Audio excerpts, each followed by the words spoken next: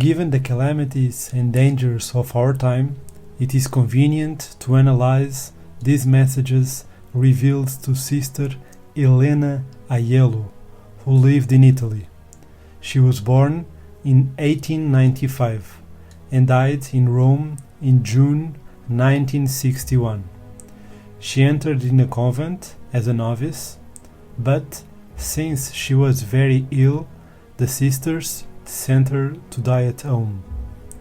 In that state of illness, Jesus Christ appeared to her and healed her. But he added that every year, on every Good Friday, she would suffer the pains of the Passion. And so it happened. Every Good Friday, she sweat blood, and the marks of the nails appeared on her body. And all of that miraculously disappeared on Holy Saturday. Elena founded a religious congregation of sisters dedicated to the contemplation of the Passion. She was a favored mystic with innumerable messages from God and Our Lady, with a deep affinity for the Secret of La Salette and the Message of Fatima. It was from 1949 and throughout the 1950s until her death in 61 that she had prophetic knowledge of the calamities of the present time, and she heard the Lord himself say, quote, "Man rebelled against God, immorality is found not only in the souls of adults, but even in the children themselves. Therefore, ruin and death will fall on the world. The world will be destroyed by war. Russia will be burned. The world will be in a terrible war, which will be a great punishment that will fall on humanity, because the wicked rulers of nations are all outside the law of the Church. The world will become a great volcano of fire and a torrent of blood, and the greater part of man will be destroyed, for all will be helpless." End of quote. She also received these warnings about the moral degradation that was, at the time, infesting all spheres of society. Our Lady also said to her, quote, "The stench of its vices rose to my presence. In this perverse and dissolute society, the sin of impurity has been transformed into a seductive, diabolical art. The majority of men live in mud. This sin brings ruin and death. Youth is lost by scandal, and married life is hit by disorder. Men no longer recognize their God. Their God is sin, pleasure, dishonesty. The world can only be saved with suffering and prayer." End of quote. She was warned about the 3 days of darkness, that it would be a terrible scourge never seen in the history of mankind. "It will last 62 hours, 3 days and 3 nights, said Our Lady. Quote, "The corpses will cover the whole earth. The darkness will cover the earth because it will be dominated by Satan. It will come in the morning and will be preceded by a terrible hurricane wind that will shake everything. Afterwards, Jesus Christ himself will appear in a cloud, and a cry for justice will be heard. Everyone will tremble with fear. Following that hideous scream, dense darkness will envelop the whole earth, and a tremendous firestorm will be unleashed, which will burn all the mean and wicked. You will see the flesh of the bodies of the impious fall in smoking pieces. They will look for caves to protect themselves, but will be in vain. Sinners will be destroyed, but the just souls, the souls of the devotees of my holy rosary, will not die, but will suffer great pain. everyone will see that stage with an anguished soul. The sky will be dyed red, the storm will be of fire, and in the whole world. End of quote. And also, in these messages addressed to Sister Elena, all the calamities that would hit the Church were revealed to her.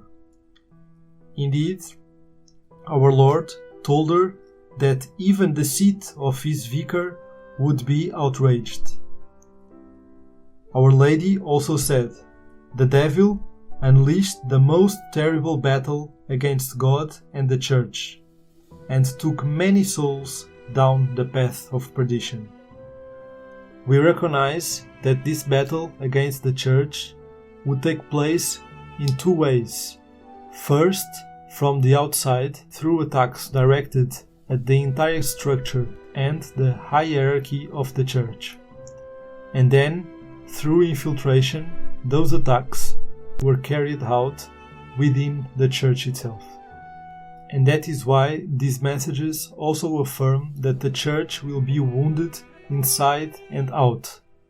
And Our Lady also said, "False prophets surround Christ on earth, that is, the Pope. Those souls hurt me more than sinners."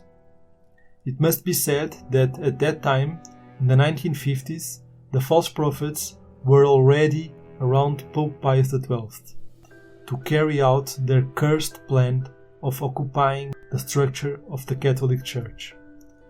And that is why the messages also say, "Russia will destroy the best part of my flock. It will undergo purification, which will be the greatest scourge in the history of the world." Indeed, this scourge is nothing other than the occupation of the communist agents in every ranks of the Church, destroying many of those who were at the service of Christ and causing all the organisms of the Church to begin to work for communism. And for this reason, our Lord also complained, saying, "The churches are deserted. The consecrated souls leave me alone in the tabernacle. Few are those who love me. The Church will be very tormented. A third of men will be saved. The present hour is one of the most terrible for humanity. My ministers no longer preach the gospel." End of quote. Russia will spread new errors throughout the world, promoting war and persecution against the Church. Rome will be punished. Russia will rise above all nations and plant the red flag on the dome of St. Peter. Communism is going to destroy the rights of the Church, depository of the Holy Gospel. Its forces are powerful. It spreads its errors by provoking wars, revolutions, and persecutions against the Church. End of quote. We clearly see here in these messages that this prophecy was indeed fulfilled, and Russia, that is, communism, has already planted his red flag in the dome of St. Peter from the moment that, in 1958, John the 23rd assumed the government of the Church as an impostor. Indeed, it was from that moment that the entire structure that was linked to communism penetrated all the ranks of the Church, causing the spread of its errors. Also today, the same communist Russia is the one that acts in the person of Vladimir Putin, although it has another facade. Those who think that John Paul II helped to destroy communism are mistaken, because all of them, beginning with John the 23rd, were illegitimate popes and allies of communism up to the time of Bergoglio, a liberation theology adept who always collaborated with communism at the same time that he collaborated with the dictatorship in Argentina to exterminate the communist Jesuit priests who worked there. What we see are apparent contradictions, and it was also for this reason that John Paul II condemned liberation theology. For John Paul II and the other impostor popes to remain in power, it is necessary for there to be the appearance of attacking communism. That's the reason they created a contradiction in the eyes of those who are naive and do not understand the reality of the facts. That is why Christ's message addressed to Sister Elena said that Rome must pay for its errors and its grave sins. And he also said that the seat of the vicar of Christ would be humiliated. All of this is what we are seeing today, because Christ warned, the Pope will suffer a lot. It will be like a slow agony, and thus he will complete his earthly pilgrimage. We are talking about Pope Pius XII in the decade of the 50s, and Christ warned that he would suffer a lot, as in fact he suffered. Next, the Lord said, "A roaring lion advanced on the chair of Peter to spread its errors." So it was from the moment in which the enemies of the Church conquered that position, that is, the papacy, that they managed to spread the worst errors using the papal authority itself. That is why the message also says, Russia's bile will poison all nations. Russia will unleash all the forces of evil on all nations, and at a given moment will destroy the best part of my flock. They will undergo purification, and Satan will march in the midst of their ranks, and Rome will be severely punished. And it also says, the Church will be obfuscated. This coincides with the Message of La Salette, which says the Church will be in eclipse. So when we are talking about Russia, we are talking about that power structure which communism managed to dominate, to bring all nations into the service of Satan. These messages, addressed to Sister Elena, tell us about the persecution by the so-called counter-church, which is going to install itself within the church itself. In other words, it is about a secret, modernist and communist sect of infiltrators, who are destroying the church from within.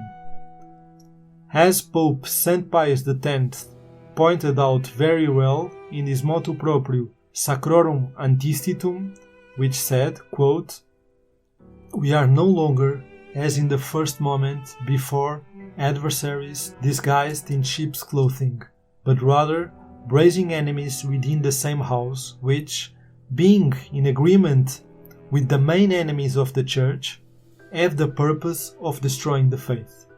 These are men whose arrogance in the face of the wisdom of heaven is renewed every day, and who think they have the right to ratify it as if it were corrupting itself. They want to renew it, as if old age were consuming it.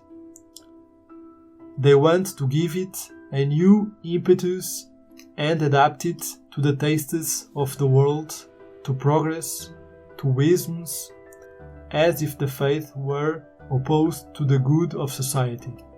End of quote.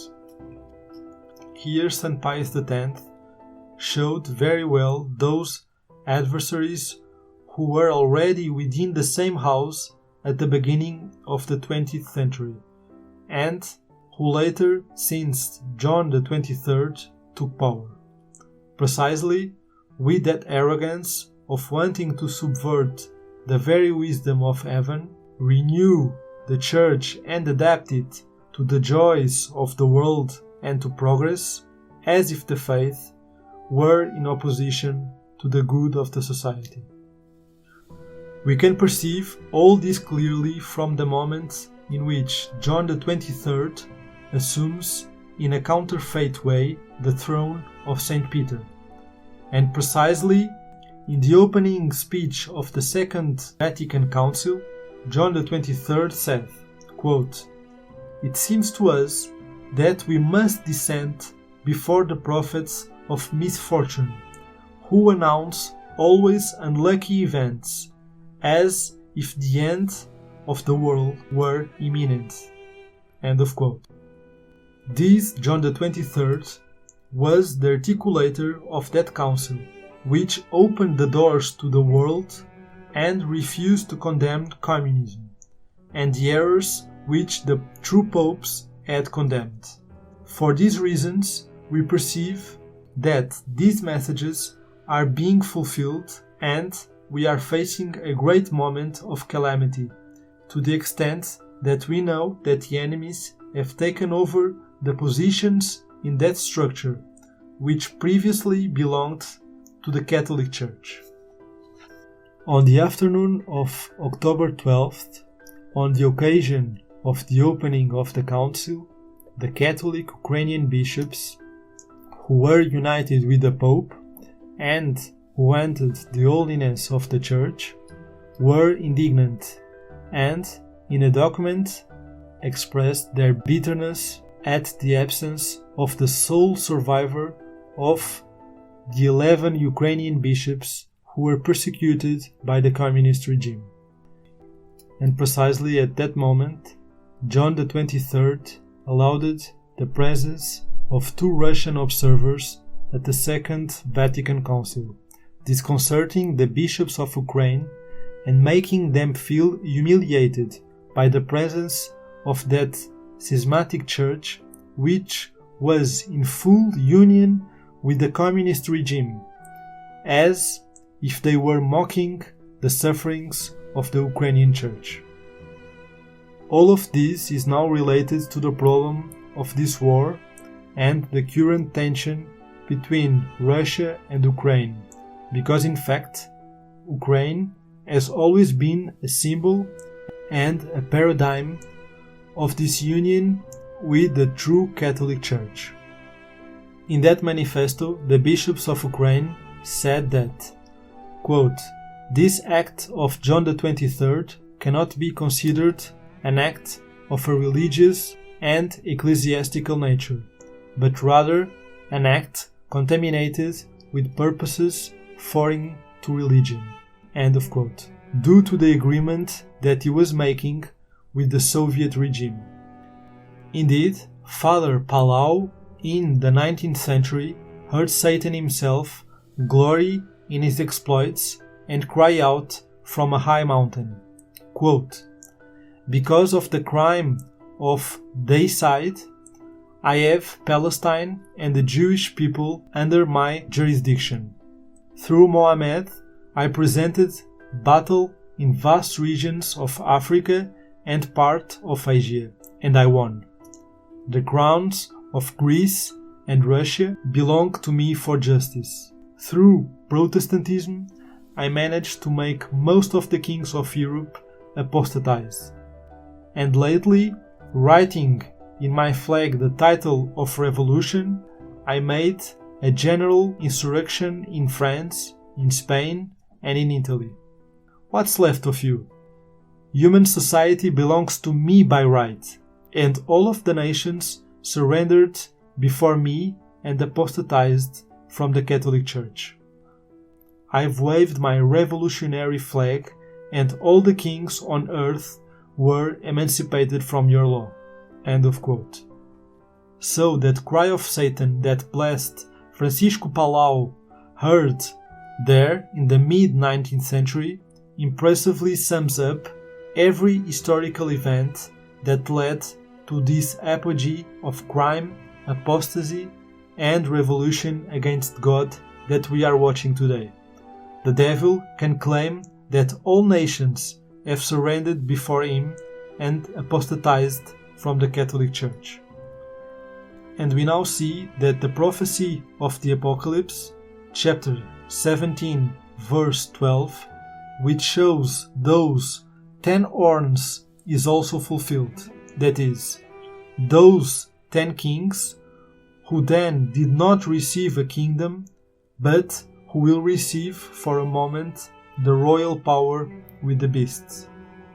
It means that the beast, that is, the new world order, which is being organized, is going to define itself through this conflict that is taking place in Russia.